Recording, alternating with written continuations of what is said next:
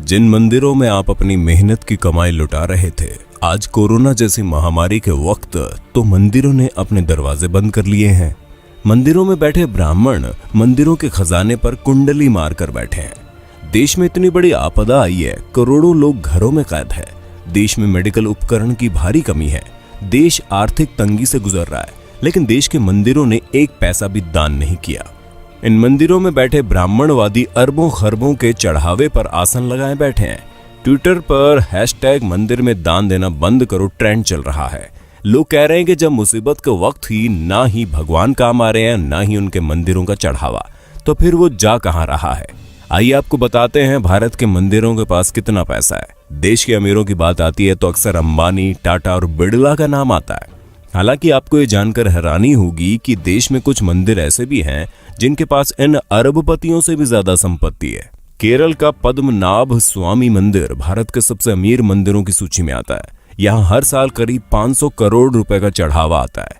2016 में इस मंदिर की टोटल वेल्थ $22.3 बिलियन यानी कि करीब 1.47 लाख करोड़ रुपए आंकी गई। आंध्र प्रदेश के तिरुपति बालाजी मंदिर की टोटल वेल्थ 52,000 करोड़ रुपए है।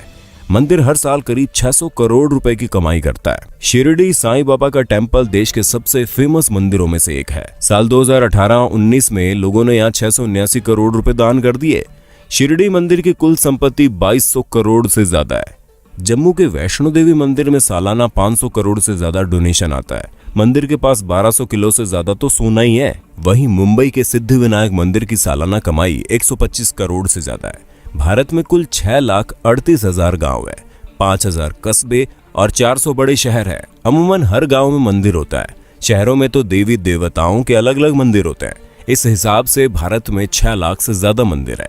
सोचिए इस देश की कितनी बड़ी संपत्ति पर सिर्फ और सिर्फ ब्राह्मणों का कब्जा है। पुरी का जगन्नाथ मंदिर, वाराणसी के काशी विश्वनाथ मंदिर, गुजरात के सोमनाथ मंदिर और मदुरई के मीनाक्षी मंदिर जैसे धार्मिक स्थलों पर खजाने भरे पड़े हैं, लेकिन मंदिरों में बैठे पंडित देश की भलाई के लिए एक पैसा तक दान नहीं करते। भगवान के नाम पर आपकी जेब खाली की जाती है और फिर ये लोग उसे हजम कर जाते हैं। जरा सोचिए, अगर ये मंदिर अपनी संपत्ति दान कर दे तो एक दिन में भारत की गरीबी दूर हो जाए, लेकिन ये ऐसा नहीं करते। धर्म के नाम पर लोगों को मूर्ख बनाकर ब्राह्मणवादी मौज काट रहे हैं। इसलिए अगली बार जब आप अपने बटुए से कोई नोट निकालें तो सोचिएगा जरूर कि आपके खून पसीने की कमाई पर कौन ऐश कर रहा है। मंदिर में या मस्जिद में सीमेंट की बोरी देने से पहले पड़ोस में देख लीजिए, अगर कोई गरीब हो तो आटे की बोरी पहले दीजिए। दान करना गलत नहीं है, लेकिन सोचने वाली बात है कि आखिर मंदिर में किए गए दान से किसका भला होता है। मंदिरों में दान करने वालों की मानसिकता क्या होती है। अपने देश में इतनी ज्यादा गरीबी है कि उनकी चिंता किसी को नहीं है। कई किसान भूख से मर जाते हैं, पर उनकी मदद करने के लिए कोई आगे नहीं आता। लेकिन मंदिरों में लाखों नहीं बल्कि करोड़ का गुप्त दान दिया जाता है। आखिर इस दान से हासिल क्या होता है, किसको मिलता है इसका लाभ। हम एक बात साफ कर दें, हम कोई नास्तिक नहीं है। भगवान ने हमारी भी उतनी आस्था जितनी होनी चाहिए। लेकिन सोचने वाली बात यह है कि आस्था जताने के लिए मंदिरों में दान करना जरूरी है।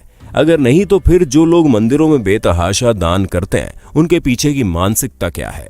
क्या उनको भगवान से किसी बात का डर रहता है? क्या ऐसे लोगों को जो कि काले धंधे करते हैं, उनके मन में बात रहती है कि वो भगवान के मंदिर में कुछ दान करके अपने पाप से बच जाएंगे?